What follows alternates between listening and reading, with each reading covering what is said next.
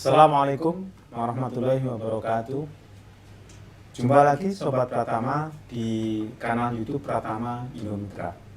Pada kesempatan kali ini Sobat Pratama, kita masuk di dalam program Q&A, khususnya pertanyaan dan jawaban yang berkaitan dengan free webinar kami yang ke-44. Dan free webinar ini kami selenggarakan tanggal 19 Agustus lalu.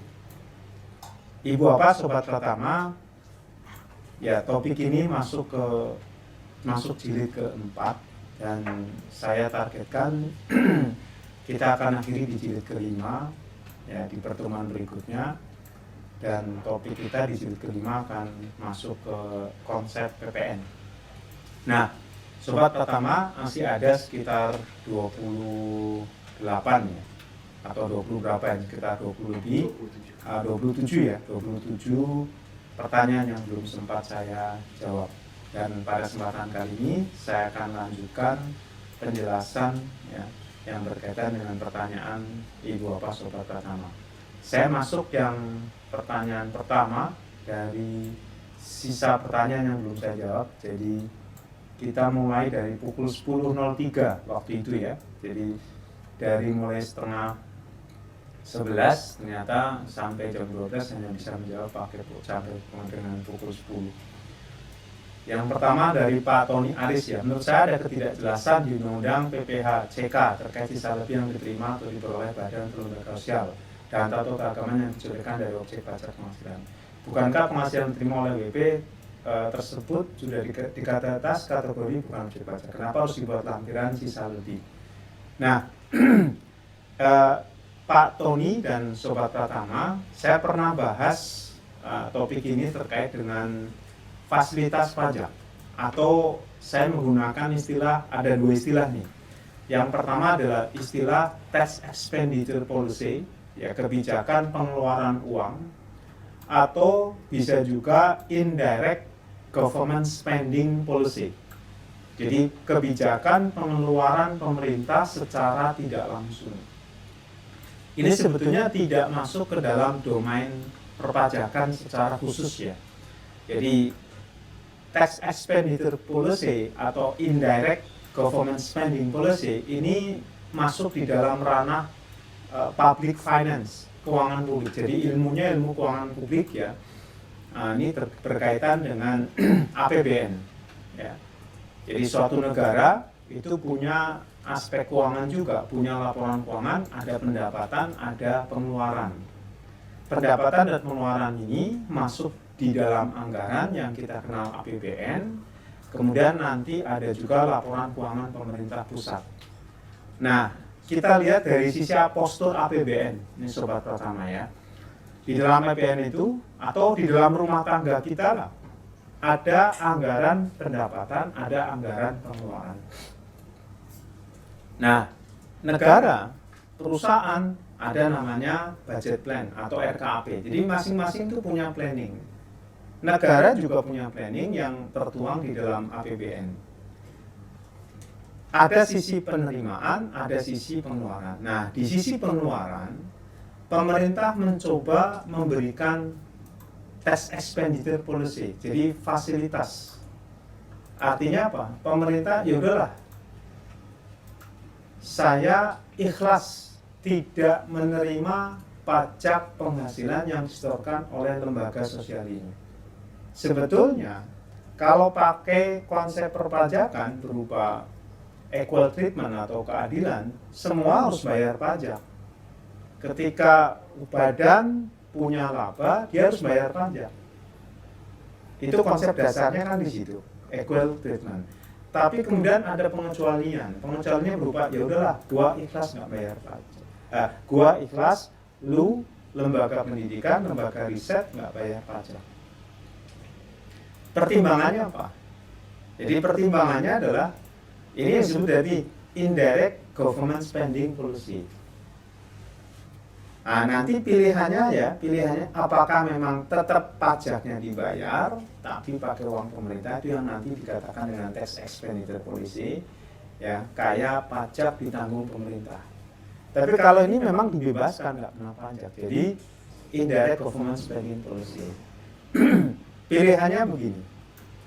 Misalkan Bapak Ibu punya utang ke saya. Misal 1 juta. Saya mau bantu Bapak. Jadi di sisi Bapak Ibu, saya sebut Pak Badu ya. Pak Badu punya utang ke saya 1 juta. Tapi di sisi lain saya mau bantu Pak Badu.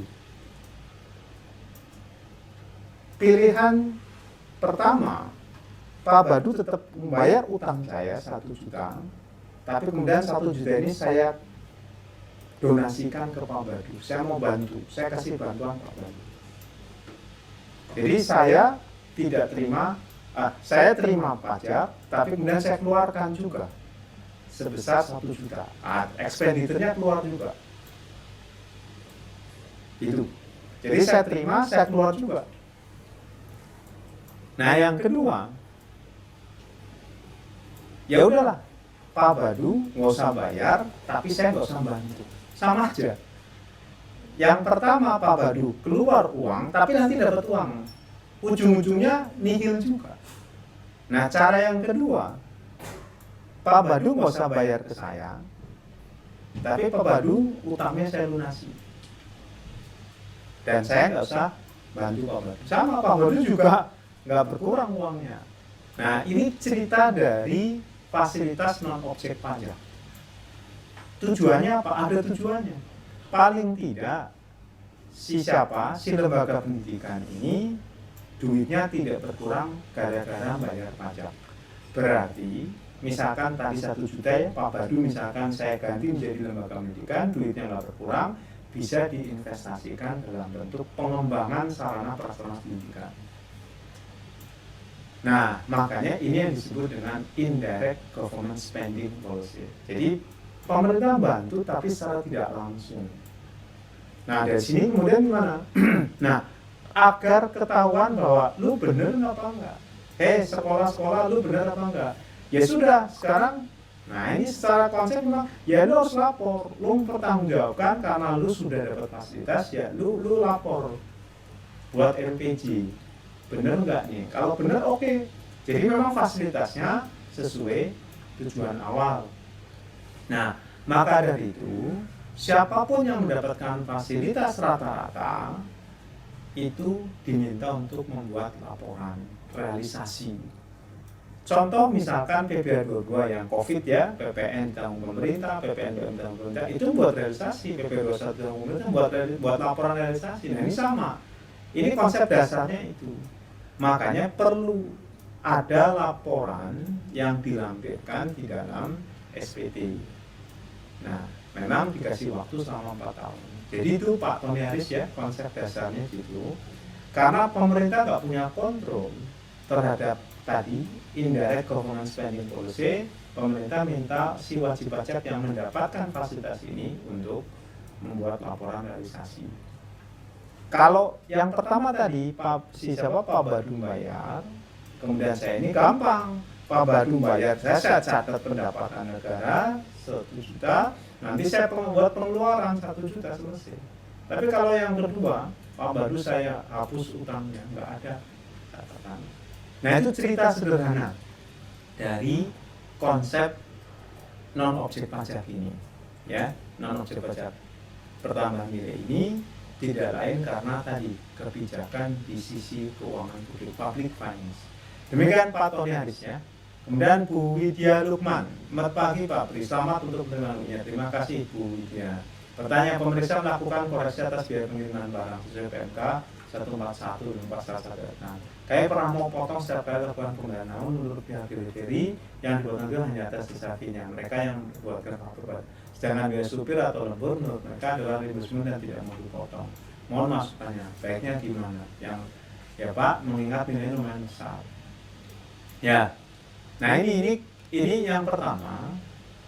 Kalau konteksnya adalah bahwa supir lembur mereka itu menjadi beban perusahaan ibu, otomatis itu menjadi objek PPh 21 karena dianggap supir itu merupakan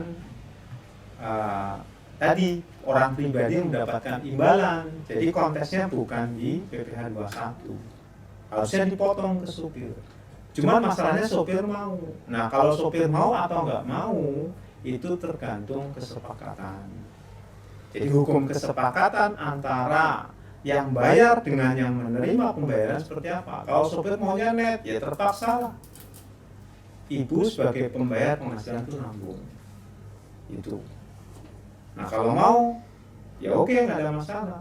Nah, ini berarti tergantung hukum kesepakatan, perlu disepakati di awal siapa menanggung pajak apa, supaya jelas.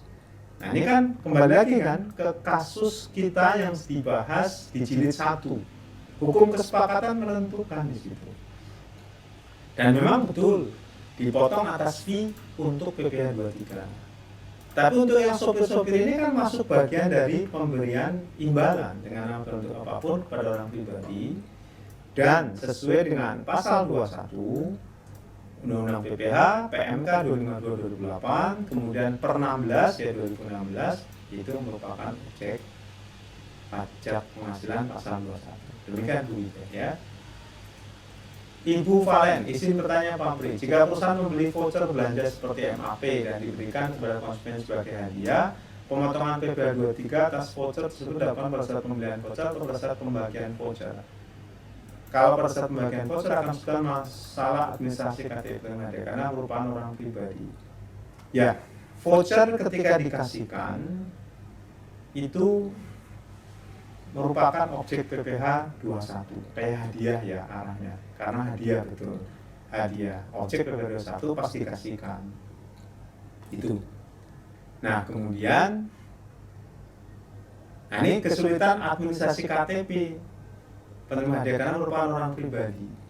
Ya ini kembali lagi masalah administrasi di luar ketentuan pajak. Kenapa pajak perlu dapat informasi KTP? Karena nanti di cross check ke SPT PPh OP orang pribadi itu. Paling tidak kan orang pribadinya akan melaporkan SPT POP, di situ ada KTP, ada NIK-nya terutama ya, jadi bukan KTP-nya tapi NIK-nya. Nah, jadi DJP itu punya informasi lengkap tentang NIK dari Kementerian Dalam Negeri. Nah, memang, nah ini kita nggak tahu nih kalau di SPT-nya. Yang jelas kan memang tidak ada NIK tidak mengakibatkan bukti potongnya cacat. Ini beda dengan faktur pajak ya. Nah, cuman kan masalahnya di dalam ISPT ini masih mungkin nggak? Nah, kalau saya sih lihat, tapi kembali lagi saya nggak menguasai ya ISPT di produk softwarenya. Tapi yang jelas begini, kalau misalkan nggak bisa NIK lengkap ya kasih 00, itu kalau mau bisa ya sudah. Dengan demikian, PPh 21-nya 20% lebih tinggi. Demikian, Bu Valen ya. Nomor 4, Pak Bagus S. Pak Pri izin bertanya, silakan. Kalau ada transaksi jasa dengan luar negeri yang bukan mitra P3P dengan Indonesia, apa tetap terutang 26? Iya, terutang 20%. Demikian. Ya. Jadi konsep PPh pasal 26 ini itu mengacu pada asas sumber dan asas keadilan dalam bentuk benefit principle. Jadi PPh pasal 26 itu ada karena tadi asas keadilan. Jadi dianggap siapa penerima penghasilan ya perusahaan berhasil itu mendapatkan manfaat benefit dari Indonesia berupa penghasilan tadi. Jadi karena bersumber dari Indonesia maka pengenaan pajaknya di Indonesia. Nah, dalam hal ini muncul pasal 26 Undang-Undang PPh. Demikian, ya. Tarifnya berapa? Tarif PPh 26 20%. Jadi kembali ke Undang-Undang PPh, Undang-Undang Domestik. Demikian Pak Bagus ya. Bu Mawar, bagi Pak Pri dan tim semua saya semua, boleh nanya kalau PE untuk agen jasa Jepang kalau hanya bantu market Indonesia apa jadi PE? Tidak. Ya tidak ada PI, tetap jadi PI itu Bu Mawar ya, PI yang sekarang ada di dalam tax read itu menggunakan pendekatan physical presence, kehadiran fisik. Jadi kalau baca semua tax treaty yang sekarang ini ya yang ada, kecuali Singapura yang baru ya sama Uni Emirat Arab yang baru. Nah ini kalau yang berlaku selama ini, BUT itu ditetapkan kalau ada nexus rule berupa physical presence. Nexus rule itu apa? Nexus rule itu keterkaitan. Nexus itu sendiri artinya keterkaitan.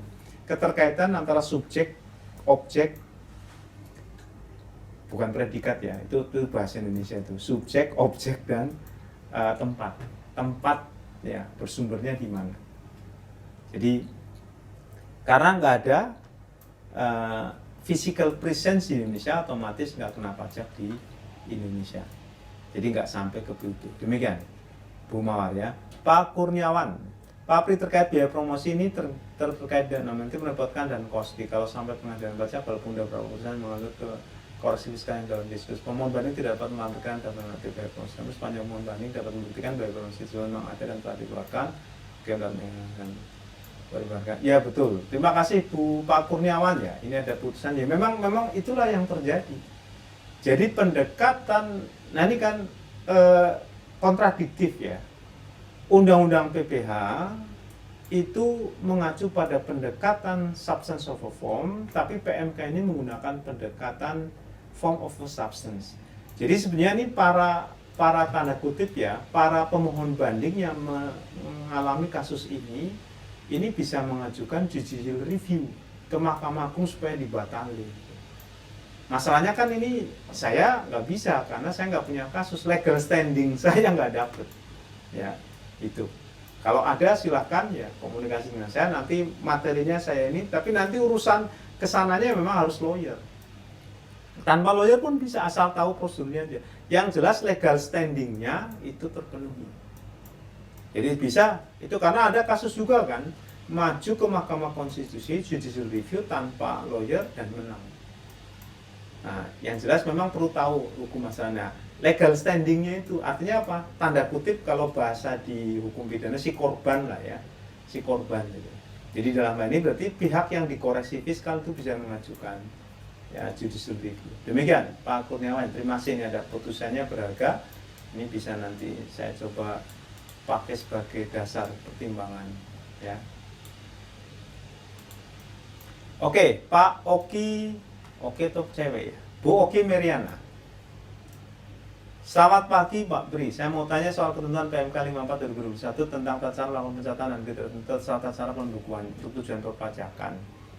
Ya, ini juga bahwa wajib pajak orang pribadi yang tidak melakukan kegiatan usaha bebas dari kewajiban melakukan pembukaan, tapi wajib melakukan pencatatan. Apakah ini tugasnya maka semua wajib pajak orang pribadi sebagai pegawai kantoran biasanya harus melakukan pencatatan? Sebentar, saya coba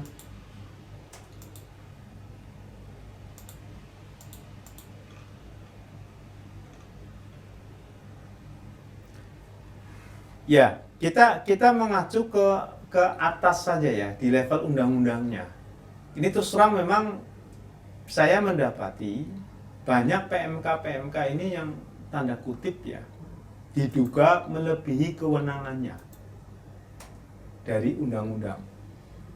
Kenapa saya bilang begitu? Jadi gini Bapak, ini memang dilema perpolitikan di Indonesia. Kalau kita baca Undang-Undang Dasar 1945, Pasal 5 ayat 2, nah itu ngomong gini, hei Presiden, kalau lu mau menjalankan undang-undang, silahkan terbitkan peraturan pemerintah. Jadi sebetulnya peraturan pelaksana dari undang-undang itu adalah peraturan pemerintah.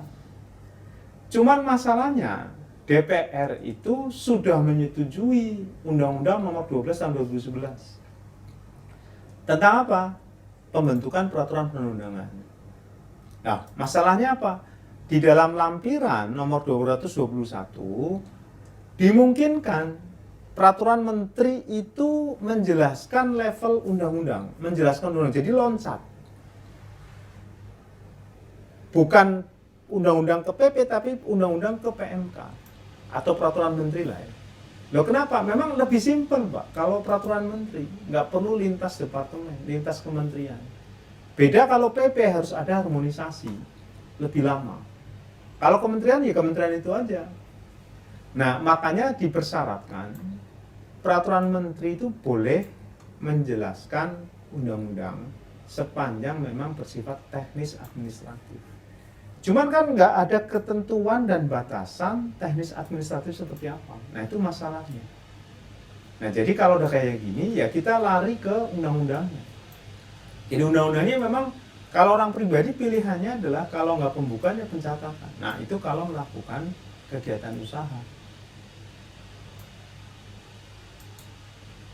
Kalau nggak melakukan kegiatan usaha, ya wajib pajak pribadi yang tidak melakukan kegiatan usaha. Nah, sekarang kita lihat ya pasal 14-nya ini. Ini pasal 14 Undang-Undang PPH.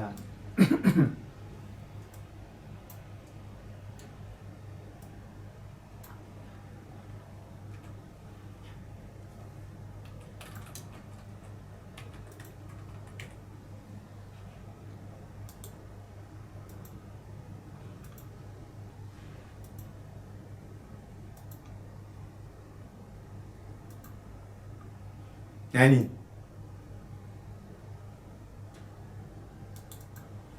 Jadi kalau pakai ketentuan pasal 14 Undang-Undang PPH, yang wajib pencatatan itu adalah mereka untuk PPH ya, mereka yang melakukan kegiatan usaha atau pekerjaan bebas. Nah, nanti penghitungan pajaknya pakai normal. Tapi memang ada kemungkinan nanti di KUP. Jadi kita lihat dulu nih. Sekarang kita lihat di Undang-Undang KUP pasal 29.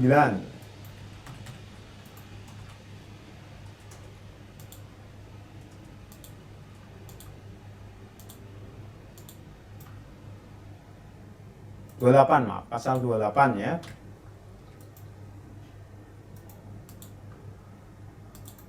Ya.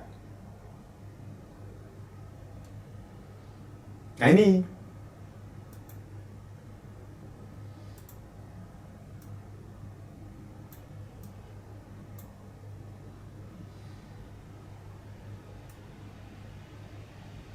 Nah jadi gini, kalau melihat pasal 28 wajib pajak ayat 2 ya, wajib pajak yang ditujukan dari kewajiban menyelenggarakan pembukuan sebagaimana dimaksud pada ayat 1, tetapi wajib menyelenggarakan melakukan pencatatan adalah wajib pajak orang pribadi yang melakukan kegiatan usaha dan pekerjaan bebas yang sesuai dengan ketentuan peraturan undang-undang perpajakan diperbolehkan menghitung penghasilan itu dengan menggunakan norma penghitungan penghasilan itu, dan wajib pajak orang pribadi yang tidak melakukan kegiatan usaha atau pekerjaan bebas. Nah ini kita membaca ini. Kalau kita membaca kayak gini, ya memang wajib pajak orang pribadi yang tidak melakukan kegiatan usaha, ya memang pencatatan. Nah kalau udah membaca kayak gini, ya, nah udah berarti PMK-nya oke. Dengan demikian ya memang kita ketika tidak memiliki kegiatan usaha atau pekerjaan bebas ya kita pencatatan. Karena sudah diatur di dalam pasal 28 ayat 2. Itu Pak. Nah, ya semua wajib orang pribadi seperti pegawai kantoran bisa melakukan pencatatan, iya. Karena ada di pasal 28 ayat 2. Jadi cara bacanya gitu Bapak. Ketika kita melihat PMK kayak gini kok kayak janggal, ya kita harus lihat dulu aturan di atasnya. Aturan di atasnya ngomong apa? Aturan di atasnya ternyata ya sudah, memang iya. Jadi sebetulnya sih nggak terlalu ini ya. Pencatatan kan memang kalau nanti diperiksa ya kita harus menyimpan pencatatan itu selama 5 tahun. Ya dokumen transaksi lah. Pencatatan itu apa aja? Nggak diatur. Seperti apa? Ya. Yang penting kalau ada punya kegiatan usaha, memang pencatatnya itu omset. Nah, tujuannya apa? Kalau nanti pemeriksaan, itulah mengapa pasal 28 itu ditempelin dengan pasal 29 tentang pemeriksaan. Tujuannya, ketika nanti diperiksa harus ada bukti. Buktinya disimpan 5 tahun. Jadi normal aja sih, Pak Bu Oki ya, demikian. Pak Darmintan, izin bertanya kaitan biaya. Bagaimana dengan biaya preman dan pembangunan tower atau biaya maksud apa dapat biaya kan? Nah, ini matching cost dengan revenue, Pak. Nah, di satu sisi berhubungan langsung dengan kegiatan usaha karena terpaksa. Tapi kemudian di sisi lain kan nggak ada bukti. Nah ini bukti itu menjadi penting. Kenapa? Yang kita bahas di pasal 12 Undang-Undang KUP atau di penjelasan pasal 29 ayat 2. Jadi kita harus menghitung pajak berdasarkan bukti. Nah, kemudian nanti pemeriksa juga ngecek berdasarkan bukti sama peraturan. Nah, kalau buktinya nggak ada ya nggak bisa diyakini. Nah, kembali lagi ujungnya ke keyakinan. Demikian. Ya, jadi memang, nah caranya gimana? Caranya memang kalau mau itu dijadikan sebagai objek PP 21. Berarti pembayaran imbalan. Itu. Ya diresmikan. Jadi preman-preman itu diresmikan, bayar imbalan apa? Potong 21. Itu.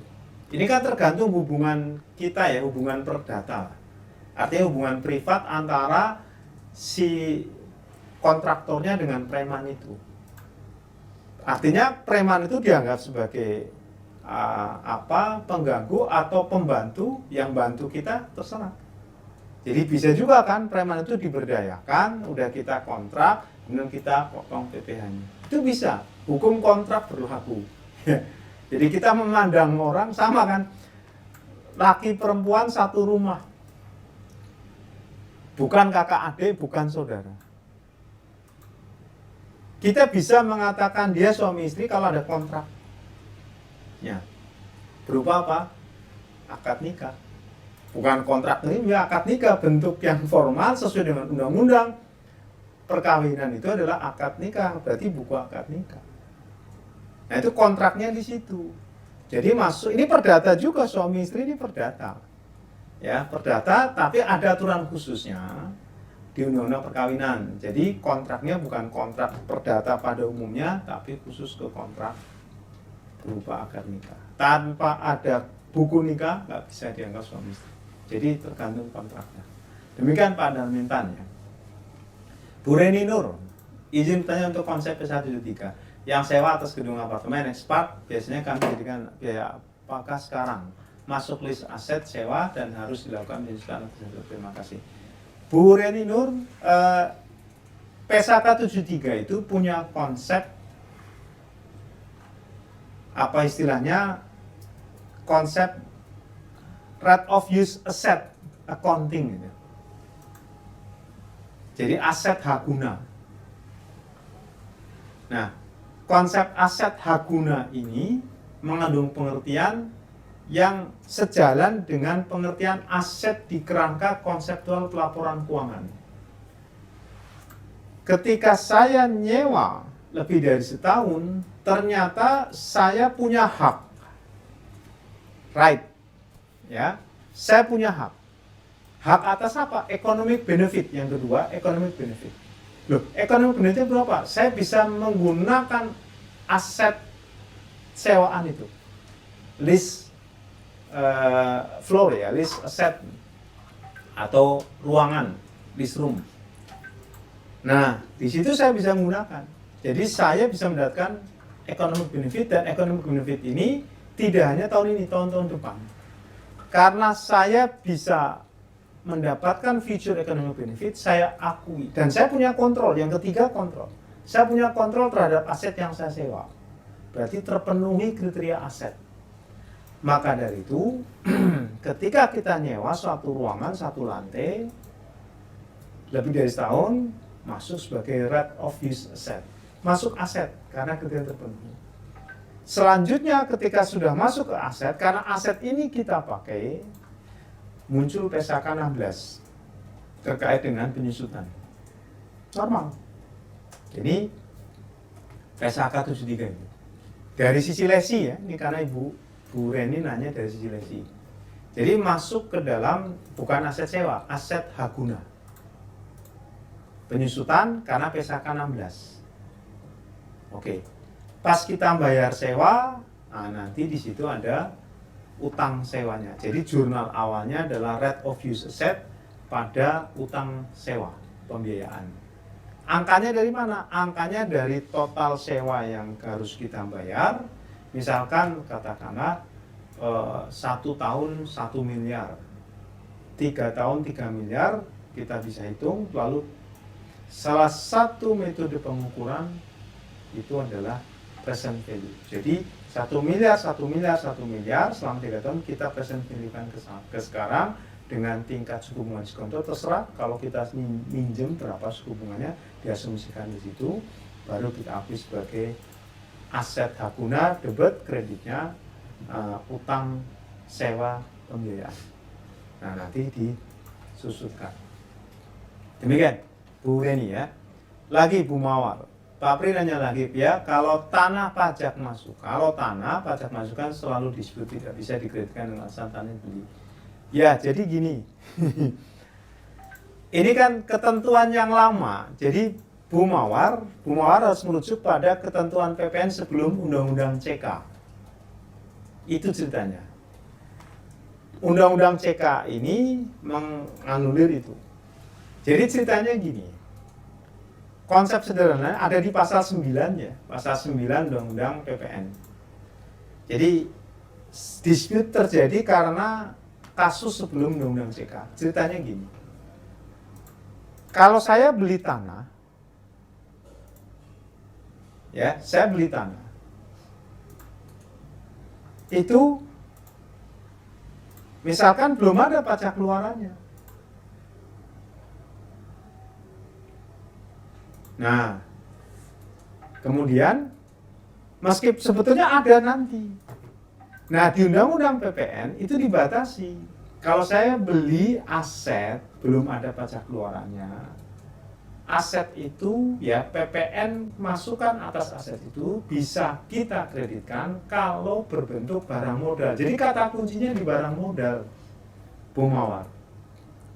Pengertian barang modal, jadi ceritanya sekali lagi ya, kita boleh mengkreditkan pajak masukan ketika belum ada pajak keluaran sepanjang berkaitan dengan barang modal. Nah, masalahnya barang modal apa? PP 1 2012 mendefinisikan barang modal itulah barang yang memang memiliki masa manfaat lebih dari setahun dan nanti disusutkan. Itu ceritanya. Jadi tanah itu nggak disusutkan sehingga nggak bisa jadi barang modal. Karena tanah masuk persediaan. Meskipun betul secara faktualnya itu memiliki masa manfaat lebih dari setahun, tapi kriterianya secara legal itu nggak masuk karena tidak disusutkan. Itu cerita tentang ini. Tanah ya yang kita beli oleh developer, tanah yang dibeli oleh developer, kemudian developer baru bangun dan pajak keluarannya nanti. Demikian Bu Mawar ya. Pak Suaib, izin tanya terkait penyusutan bila akte tetap tahun bulannya Juli tahun 2012 tapi mulai digunakan secara operasional untuk tujuan perpajakan, kapan disusutkan? Kalau pakai aturan formal pasal 11 disusutkan mulai Juli. Tapi kita boleh mengajukan permohonan agar penyusutannya itu mulai bulan keberapa di 2019 pada saat dipakai. Jadi Bapak Pak Sueb bisa cek ya di pasal 11 ini. Sebentar saya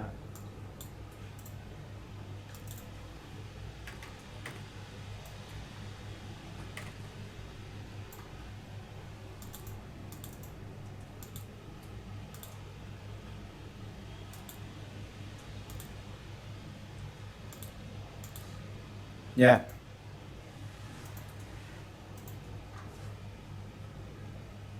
Nah ini, jadi Pak Sueb dengan persetujuan Dirjen Pajak, wajib pajak kebenaran melakukan penyusutan mulai pada bulan H tersebut digunakan untuk mendapatkan nagih dan bayar penghasilan atau pada bulan H yang bersangkutan mulai menghasilkan. Ini sejalan dengan konsep matching cost dengan revenue. Tapi pada umumnya ketika beli sudah langsung susutkan. Dasar hukumnya apa? Ayat 1, ayat 2. Ayat 3. Nah, barulah dengan persetujuan Dirjen Pajak boleh penyusutannya nanti pada saat aset itu digunakan untuk mendapatkan nagih dan bayar penghasilan. Demikian Pak Sueb ya. Oke. Kemudian Pak Denny Limarno. Izin bertanya, Assalamualaikum warahmatullahi wabarakatuh. Waalaikumsalam warahmatullahi wabarakatuh. Pak Pri dan tim, terima kasih telah diberikan kesempatan bergabung di webinar ini. Mohon izin bertanya Pak, untuk pengukuran besaran ALP agar tidak terjadi dispute dengan perpajakan bagaimana melakukan proses pengurusan apa? Kami ini perusahaan galangan kapal yang proses terbesar adalah perbaikan kepada kapal umum untuk pengurusan. Metode apa yang paling tepat dalam mengukur analisis perbandingan Pak? Ya, memang jadi gini Pak, terus terang ALP itu tidak akan pernah memberikan kepastian hukum karena itu menggunakan prinsip-prinsip yang memungkinkan beda pendapat. Nah, jadi selama ini kalau perusahaan untung, meskipun ada transaksi afiliasi, itu relatif aman. Kenapa? Ya sudahlah. Karena yang penting kan ada TV-Doc-nya, perusahaannya untung, kemudian wajar. Ya memang metode yang pas itu apa? Itu tergantung kasusnya. Kalau saya melihat kalau kasus Bapak, ini terkait dengan galangan kapal, ya mengelola transaksi hubungan simpan, kami ini perusahaan galangan kapal yang posisi besar adalah perbaikan kepada pengelola. Nah, kalau perbaikan itu kan masuk di cost ya. Pilihannya memang bisa cost plus, ongkos Bapak berapa, kemudian tambahin margin. Karena ini kan berkaitan dengan cost of sales Bapak. Kalau saya membaca sekilas ini cost of sales. Jadi perbaikan, overhaul, maintenance itu masuk di cost of sale, otomatis bisa kita gunakan cost plus method. Cost Bapak berapa, kemudian tambahin margin. Nah, marginnya ini harus dicari pembanding. Kira-kira untuk perusahaan galangan kapal punya gross marginnya itu berapa? Berapanya ini kalau saya membaca ini harus dari cost plus tadi. Costnya berapa, tambahin margin berapa. Jadi misalkan begini, kalau costnya 800, yaudah kita tambahin 200. Dengan demikian, profit level indikator Bapak itu 200 bagi 800, 25%. Cari pembanding yang cost plus metodenya menghasilkan angka sekitar 25%. Tidak pakai resale price karena transaksi afiliasi Bapak itu di penjualan. Demikian Pak Denny ya. Pak Lionel Messi, izin tanya lagi Pak, lagu ya, terkait dengan transaksi. Di salah satu buku saya pernah membahas terkait dengan sanity test, di mana pada penggunaan tersebut nyata bahwa masing-masing metode seperti CAP dan lain-lain harus sama dan tidak perlu bertentangan antara. Apakah demikian? Ya ini sekali lagi kalau udah ngomong, ini saya sampaikan Pak ya, ketika awal Agustus, akhir Juli, awal Agustus, tanggal 3 Agustus saya ingat ya. Tanggal 3 Agustus saya menguji disertasi salah satu mahasiswa S3 di sidang promosi. Beberapa bulan sebelumnya saya menguji mahasiswa tersebut juga. Jadi Prof. Gunadi mengatakan memang kalau udah masalah arm's length principle ini, itu nggak ada ketentuan yang baku. Berapa marginnya nggak ada. Karena ini kan semu. Transaksinya semu. Orang kita transaksi dengan grup aja, tapi seolah-olah dibuat transaksi dengan independen. Jadi seolah-olah gitu. Padahal nggak ada, semu itulah disebutnya. Jadi kayak fiksi, transaksi fiktif. Bukan fiktif nggak enak ya, transaksi fiksi lah. Jadi kalau fiktif nggak enak, transaksi fiksi semu, seolah-olah. Jadi nggak akan sama itu, ya. Demikian Pak Lionel Messi ya. Pak Arindra Filanditano, izin bertanya Pak Tri, kalau mengikuti seminar dari pihak ketiga ke perusahaan PT lalu di Indonesia ada tim bicara, apakah di kita potong tidak? Jika ya, apakah betul? Oke. Sekarang kalau mengikuti seminar dari pihak ketiga ke perusahaan, nah saya nggak tahu nih, ini seminarnya in-house training atau enggak. Sekarang begini aja Pak Arindra ya, kalau pembicara itu memang di-hire oleh seminar organizer-nya, otomatis Bapak hanya potong dari ininya, dari apanya, fee-nya aja, fee si seminar itu. Kalau nggak bisa dipisah ya dari total, gitu. Nah, kalau PPh 23 dari fee-nya aja. Jadi kalau mau bisa dipisah ya fee pembicaraan dikurangi silakan. Jadi dilihat dari marginnya aja. Demikian Pak Arindra ya. Kemudian Bu Leni, Pak Pri izin bertanya, menurut Undang-Undang Cipta Kerja di bidang yang diterima orang pribadi tidak pernah percaya dengan saya misalkan kerja. Jika dimasukkan dalam bentuk deposito tetap menggunakan saya pribadi, lalunya dipakai konsumsi sehari, nggak boleh, nggak boleh. Harus 5 tahun tuh nongkrong itu. Jadi harus bayar dividen 10% ya. Kalau ternyata melanggar ya harus dipotong pajaknya. Demikian Bu Leni ya. Bu Eliana, terkait pertanyaan saya tentang OVO Pak Pri, perusahaan OVO bilang biaya potongan komisi itu adalah sama dengan biaya bank yang selama ini berlaku. Kalau biaya bank itu berarti memang nah sekarang ini saya membacanya berarti yang nanggung biaya bank Ibu Eli itu berlaku kalau kita sesuai dengan bank yang jadi pertanyaan saya apakah OVO masuk. Nah OVO-nya memang lembaga keuangan ya, dia keuangan fintech namanya, financial technology, jadi menggunakan media fintech ya. Nah kemudian kalau ternyata ada biaya bank, nah berarti tinggal si OVO ini, saya membacanya OVO tidak akan mencatat sebagai pendapatan. Ada dua kemungkinan, yang pertama adalah tidak mencatat sebagai pendapatan, artinya uang bank itu hanya numpang lewat, atau OVO mencatat pendapatan nanti kemudian mengeluarkan sebagai biaya. Kalau saya, nah ini ada dua pilihan.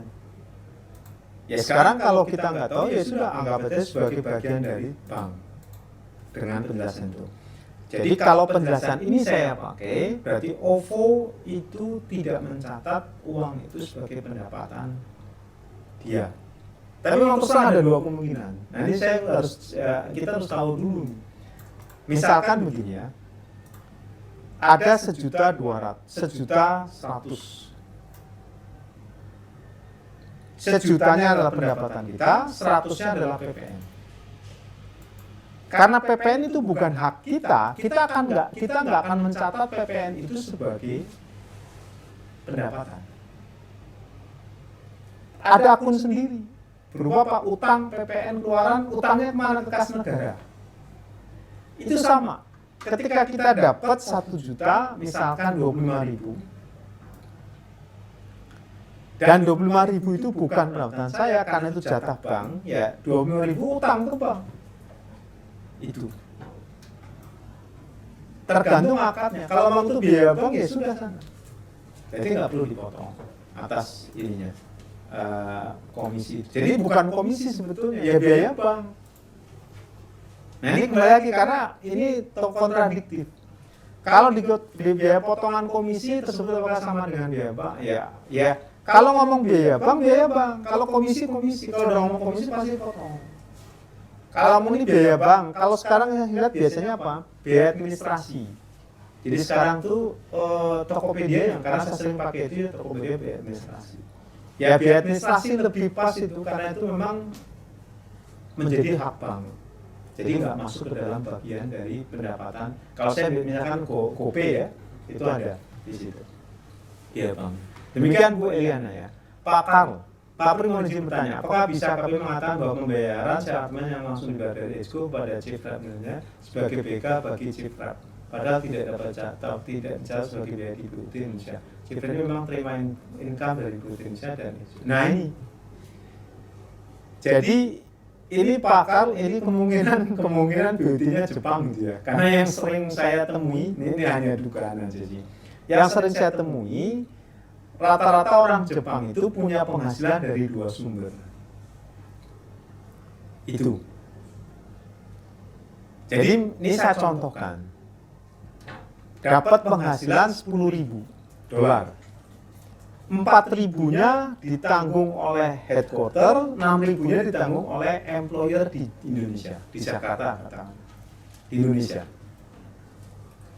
Nah, ada dua pilihan perlakuan. Perlakuan pertama, berarti si pemberi kerja Indonesia ya itu menanggung 10.000 meskipun uangnya dari sana. Ya, jadi dianggap bahwa si ekspat itu mendapatkan penghasilan 10.000.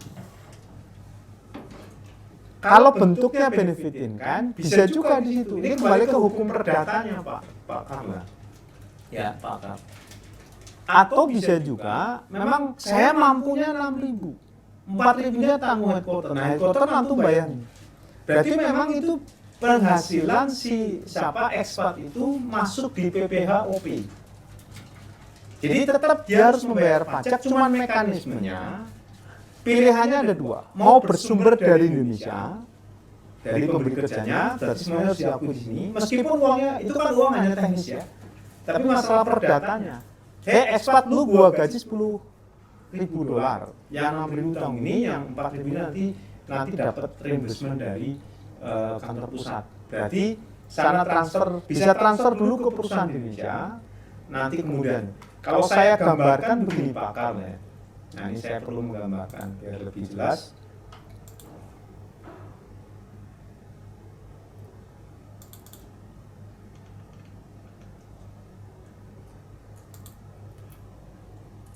Ya.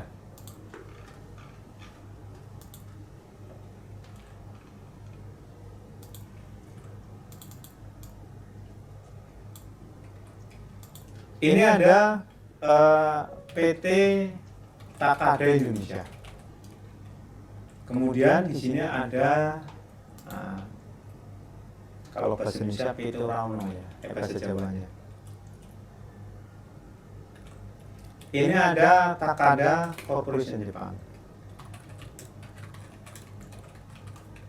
Ya, ini ekspatnya namanya Takashimura. Mr. Takashimura. Takashimura ya. Nah, pilihannya ada dua. Ini opsi satu. Opsi dua saya buat gambar juga.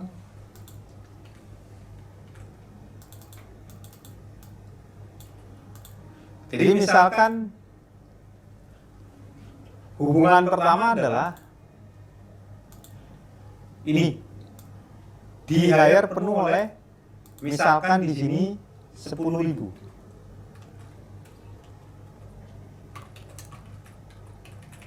Ya. Nah, nanti bisa juga ini bayar 4.000.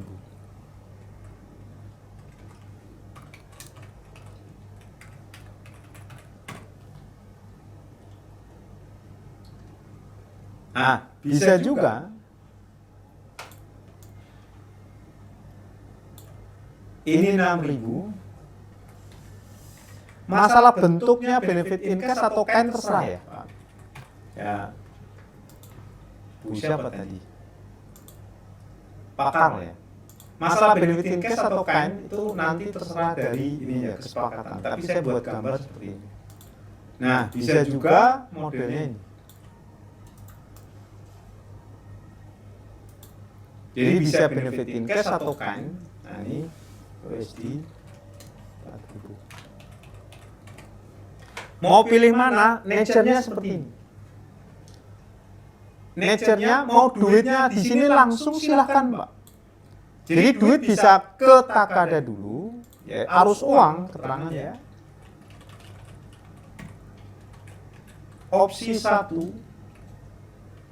bisa menerapkan arus uang USD 4.000 langsung ke Mr.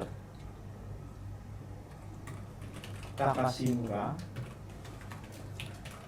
atau melalui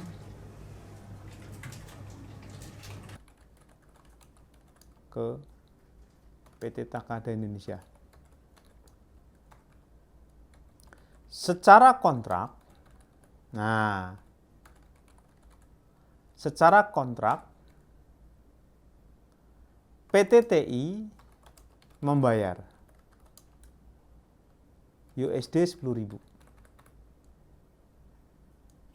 sebagai salary expense, employee expense, terserah bentuknya benefit in cash atau kind ya. Nah. Dan, nah ini dan peroleh penghasilan dari Takada Corp USD 4.000 sehingga di jurnal sebagai berikut. Nah ini penting nih. Jurnal pertama saat bayar USD 10.000. Nah, berarti debitnya adalah employee expense. Kreditnya di sini ada bank. Nah, ketemu angka 10.000. Ini 10.000.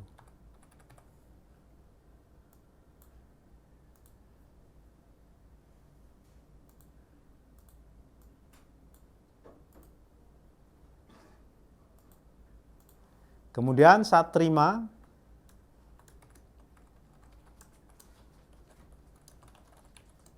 USD 4.000, debit bank, kreditnya pendapatan lainnya, kredit PPN.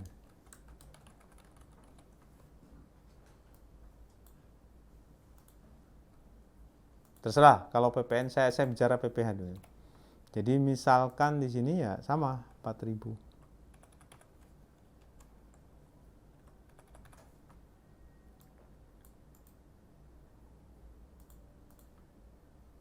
Nah, kemudian keterangan yang ini, yang sebelah kanan. Jadi arus uang terserah ya, arus uang Pak Kar terserah arus uangnya seperti apa, yang penting kontraknya. Jadi secara kontrak, saya ingin menekankan kontrak. Ini hukum kontraknya mau kayak apa nih? Gitu Pak Kar. Nah, kalau yang kedua, opsi 2, menerapkan syarat, menerapkan kondisi bahwa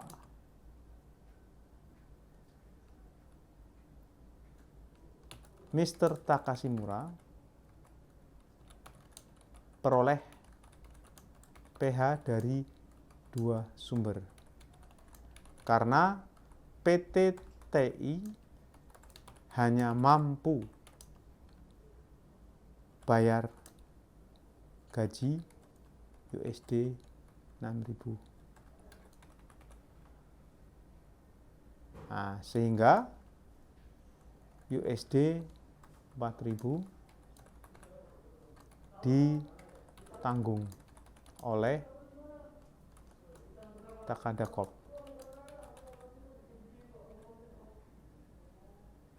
Nah, jurnal di PT TI adalah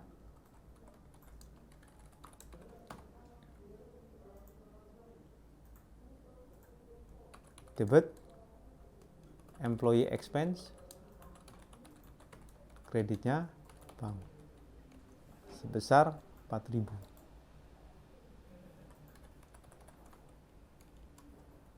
6.000 ya. Ya. Jadi secara total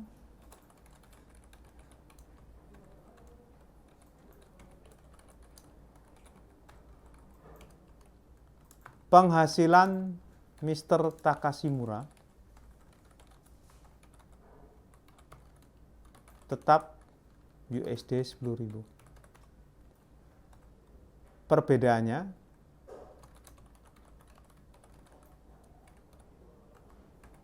hanya terletak pada sumber penghasilannya. Oke, demikian.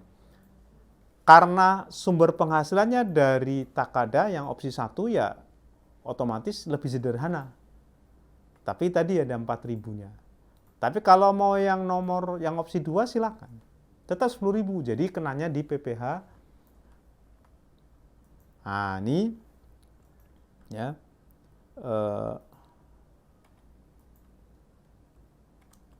Opsi 1 semua USD 10.000 sebagai objek PPH 21 semua. Nah, opsi 2 USD 10.000 sebagai objek PPHOP dan USD 4.000